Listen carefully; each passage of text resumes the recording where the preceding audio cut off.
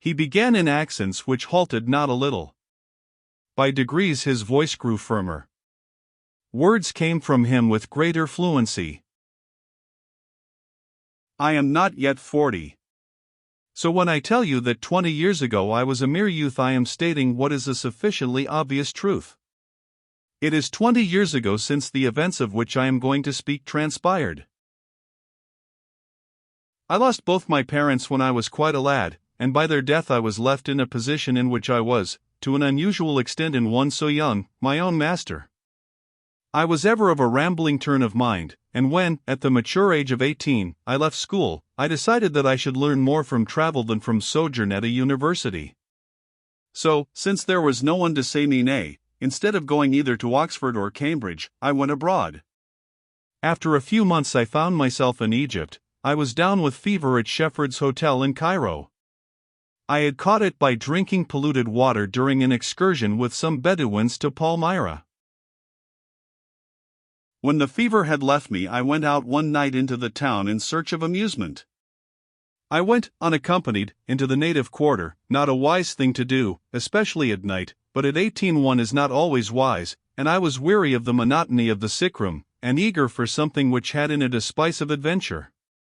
I found myself in a street which I have reason to believe is no longer existing. It had a French name, and was called the Rue des Rabagas. I saw the name on the corner as I turned into it, and it has left an impress on the tablets of my memory which is never likely to be obliterated. It was a narrow street, and, of course, a dirty one, ill-lit, and, apparently, at the moment of my appearance, deserted. I had gone, perhaps, halfway down its tortuous length, blundering more than once into the kennel, wondering what fantastic whim had brought me into such unsavory quarters, and what would happen to me if, as seemed extremely possible, I lost my way. On a sudden my ears were saluted by sounds which proceeded from a house which I was passing, sounds of music and of singing. I paused.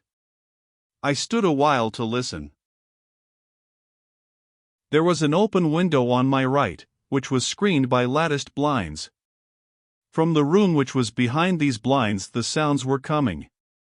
Someone was singing, accompanied by an instrument resembling a guitar, singing uncommonly well.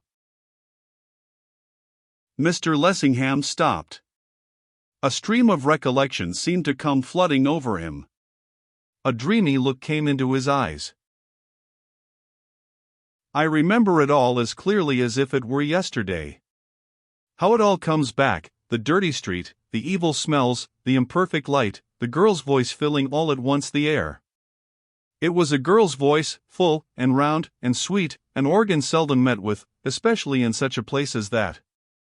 She sang a little chansonnette, which, just then, half Europe was humming. It occurred in an opera which they were acting at one of the boulevard theaters, La Tite Voyageuse. The effect, coming so unexpectedly, was startling. I stood and heard her to an end. Inspired by I know not what impulse of curiosity, when the song was finished, I moved one of the lattice blinds a little aside, so as to enable me to get a glimpse of the singer. I found myself looking into what seemed to be a sort of café, one of those places which are found all over the continent, in which women sing in order to attract custom. There was a low platform at one end of the room, and on it were seated 3 women. One of them had evidently just been accompanying her own song. She still had an instrument of music in her hands, and was striking a few idle notes. The other 2 had been acting as audience. They were attired in the fantastic apparel which the women who are found in such places generally wear. An old woman was sitting knitting in a corner, whom I took to be the inevitable patron. With the exception of these 4, the place was empty. They must have heard me touch the lattice, or seen it moving, for no sooner did I glance within than the 3 pairs of eyes on the platform were raised and fixed on mine. The old woman in the corner alone showed no consciousness of my neighborhood. We eyed one another in silence for a second or 2. Then the girl with the harp, the instrument she was manipulating proved to be fashioned more like a harp than a guitar, called out to me. Andrés, monsieur, soyez le bienvenu. I was a little tired. Rather curious as to whereabouts I was, the place struck me, even at that first momentary glimpse, as hardly in the ordinary line of that kind of thing. And not unwilling to listen to a repetition of the former song, or to another sung by the same singer. On condition, I replied, that you sing me another song. Ah, monsieur, with the greatest pleasure in the world I will sing you 20. She was almost, if not quite, as good as her word. She entertained me with song after song. I may safely say that I have seldom if ever heard melody more enchanting. All languages seemed to be the same to her. She sang in French and Italian, German and English, in tongues with which I was unfamiliar. It was in these Eastern harmonies that she was most successful. They were indescribably weird and thrilling, and she delivered them with a verve and sweetness which was amazing. I sat at one of the little tables with which the room was dotted, listening entranced. Time passed more rapidly than I supposed. While she sang I sipped the liquor with which the old woman had supplied me. So enthralled was I by the display of the girl's astonishing gifts that I did not notice what it was I was drinking. Looking back I can only surmise that it was some poisonous concoction of the creature's own. That one small glass had on me the strangest effect. I was still weak from the fever which I had only just succeeded in shaking off, and that, no doubt, had something to do with the result. But, as I continued to sit, I was conscious that I was sinking into a lethargic condition, against which I was incapable of struggling. After a while the original performer ceased her efforts, and, her companions taking her place, she came and joined me at the little table. Looking at my watch I was surprised to perceive the lateness of the hour. I rose to leave. She caught me by the wrist. "Do not go," she said. She spoke English of a sort, and with the queerest accent. "All is well with you. Rest a while. You will smile, I should smile, perhaps, were I the listener instead of you, but it is the simple truth that her touch had on me what I can only describe as a magnetic influence. As her fingers closed upon my wrist, I felt as powerless in her grasp as if she held me with bands of steel. What seemed an invitation was virtually a command. I had to stay whether I would or wouldn't. She called for more liquor, and at what again was really her command I drank of it. I do not think that after she touched my wrist I uttered a word. She did all the talking. And, while she talked, she kept her eyes fixed on my face. Those eyes of hers. They were a devil's. I can positively affirm that they had on me a diabolical effect. They robbed me of my consciousness, of my power of volition, of my capacity to think. They made me as wax in her hands. My last recollection of that fatal night is of her sitting in front of me, bending over the table, stroking my wrist with her extended fingers, staring at me with her awful eyes. After that, a curtain seems to descend. There comes a period of oblivion. Mr. Lessingham ceased. His manner was calm and self-contained enough, but, in spite of it I could see that the mere recollection of the things which he told me moved his nature to its foundations. There was eloquence in the drawn lines about his mouth, and in the strained expression of his eyes. So far his tale was sufficiently commonplace. Places such as the one which he described abound in the Cairo of today, and many are the Englishmen who have entered them to their exceeding bitter cost. With that keen intuition which has done him yeoman's service in the political arena, Mr. Lessingham at once perceived the direction my thoughts were taking. You have heard this tale before, no doubt. And often. The traps are many, and the fools and the unwary are not a few. The singularity of my experience is still to come. You must forgive me if I seem to stumble in the telling. I am anxious to present my case as baldly, and with as little appearance of exaggeration as possible. I say with as little appearance, for some appearance of exaggeration I fear is unavoidable. My case is so unique, and so out of the common run of our everyday experience, that the plainest possible statement must smack of the sensational. As, I fancy, you have guessed, when understanding returned to me, I found myself in an apartment with which I was unfamiliar. I was lying, undressed, on a heap of rugs in a corner of a low-pitched room which was furnished in a fashion which, when I grasped the details, filled me with amazement. By my side knelt the woman of the songs. Leaning over, she wooed my mouth with kisses. I cannot describe to you the sense of horror and of loathing with which the contact of her lips oppressed me. There was about her something so unnatural, so inhuman, that I believe even then I could have destroyed her with as little sense of moral turpitude as if she had been some noxious insect. "Where am I?" I exclaimed. "You are with the children of Isis," she replied. What she meant I did not know, and do not to this hour. "You are in the hands of the great goddess, of the mother of men." "How did I come here?" "By the loving kindness of the Great Mother."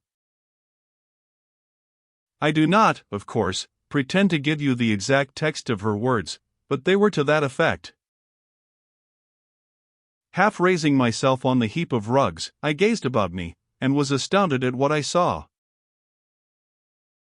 The place in which I was, though the reverse of lofty, was of considerable size. I could not conceive whereabouts it could be.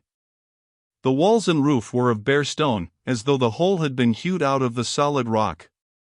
It seemed to be some sort of temple, and was redolent with the most extraordinary odor.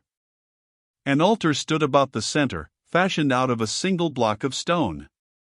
On it a fire burned with a faint blue flame. The fumes which rose from it were no doubt chiefly responsible for the prevailing perfumes. Behind it was a huge bronze figure, more than life-size.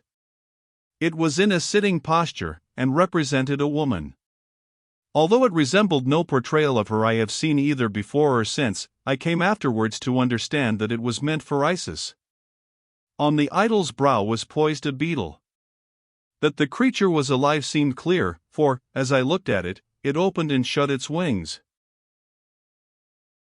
If the one on the forehead of the goddess was the only live beetle which the place contained, it was not the only representation. It was modeled in the solid stone of the roof, and depicted in flaming colors on hangings which here and there were hung against the walls. Wherever the eye turned it rested on a scarab. The effect was bewildering. It was as though one saw things through the distorted glamour of a nightmare. I asked myself if I were not still dreaming, if my appearance of consciousness were not after all a mere delusion, if I had really regained my senses. And, here, Mr. Champnell, I wish to point out, and to emphasize the fact, that I am not prepared to positively affirm what portion of my adventures in that extraordinary and horrible place was actuality, and what the product of a feverish imagination. Had I been persuaded that all I thought I saw, I really did see, I should have opened my lips long ago, let the consequences to myself have been what they might. But there is the crux. The happenings were of such an incredible character, and my condition was such an abnormal one, I was never really myself from the first moment to the last, that I have hesitated, and still do hesitate, to assert where, precisely, fiction ended and fact began. With some misty notion of testing my actual condition, I endeavored to get off the heap of rugs on which I reclined. As I did so, the woman at my side laid her hand against my chest, lightly. But, had her gentle pressure been the equivalent of a ton of iron, it could not have been more effectual. I collapsed, sank back upon the rugs, and lay there, panting for breath, wondering if I had crossed the borderline which divides madness from sanity. "Let me get up, let me go," I gasped. "Nay," she murmured, "stay with me yet a while, O my beloved." And again she kissed me. Once more Mr. Lessingham paused. An involuntary shudder went all over him. In spite of the evidently great effort which he was making to retain his self-control, his features were contorted by an anguished spasm. For some seconds he seemed at a loss to find words to enable him to continue. When he did go on, his voice was harsh and strained.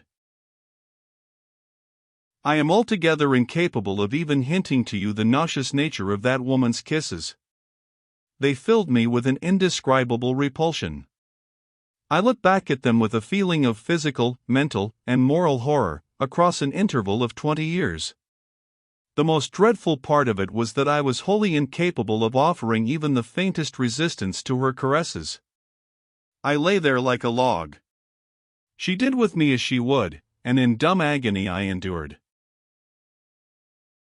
He took his handkerchief from his pocket, and, although the day was cool, with it he wiped the perspiration from his brow.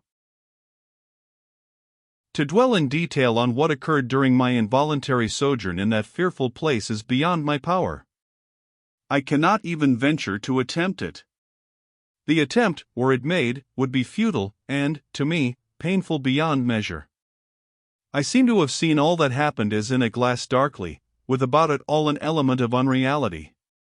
As I have already remarked, the things which revealed themselves, dimly, to my perception, seemed too bizarre, too hideous, to be true. It was only afterwards, when I was in a position to compare dates, that I was enabled to determine what had been the length of my imprisonment. It appears that I was in that horrible den more than 2 months, 2 unspeakable months. And the whole time there were comings and goings, a phantasmagoric array of eerie figures continually passed to and fro before my hazy eyes. What I judged to have been religious services took place, in which the altar, the bronze image, and the beetle on its brow, figure largely. Not only were they conducted with a bewildering confusion of mysterious rites, but, if my memory is in the least degree trustworthy, they were orgies of nameless horrors.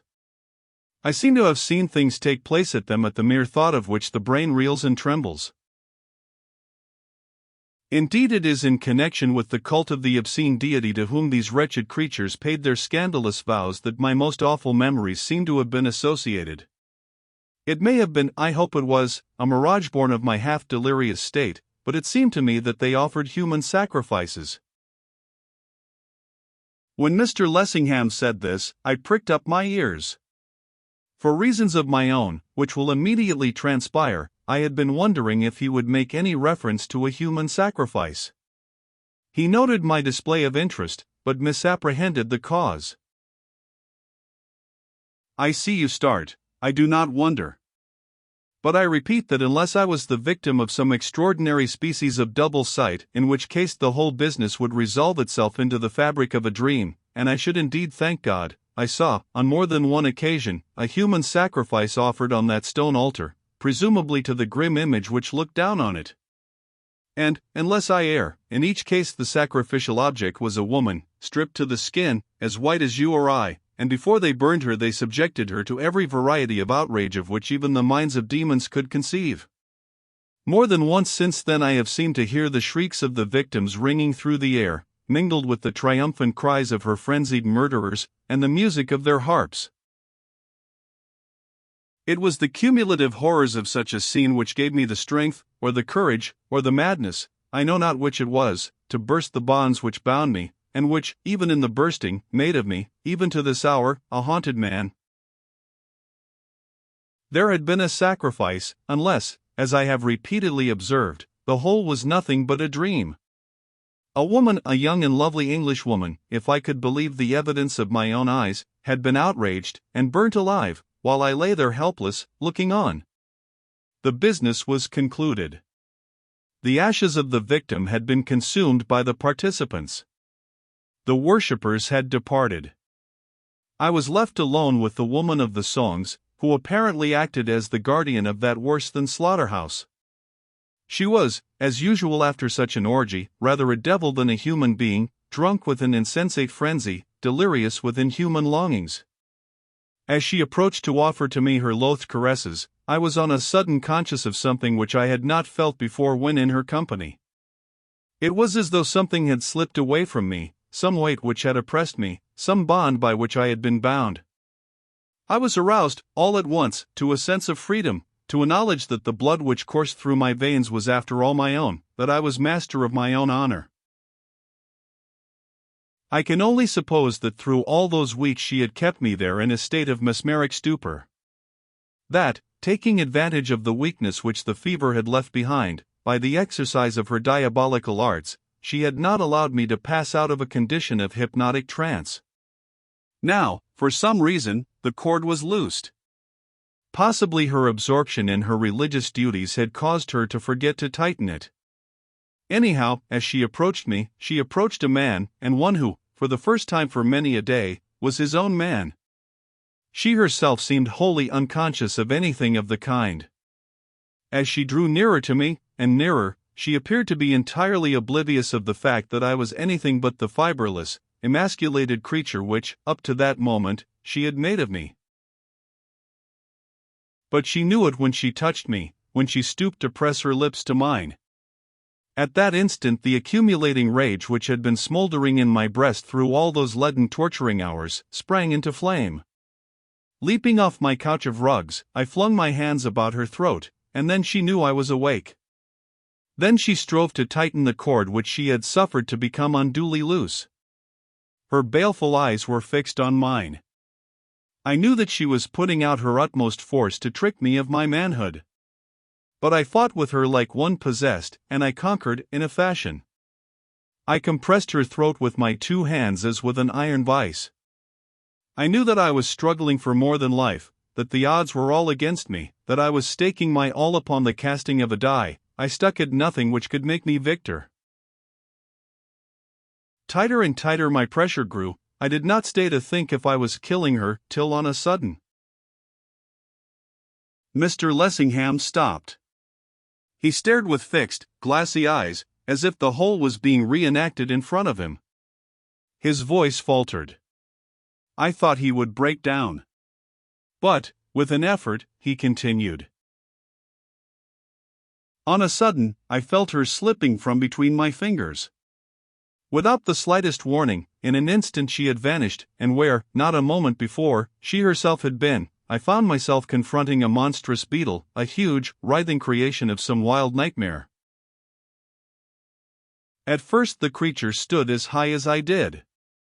But, as I stared at it, in stupefied amazement, as you may easily imagine, the thing dwindled while I gazed.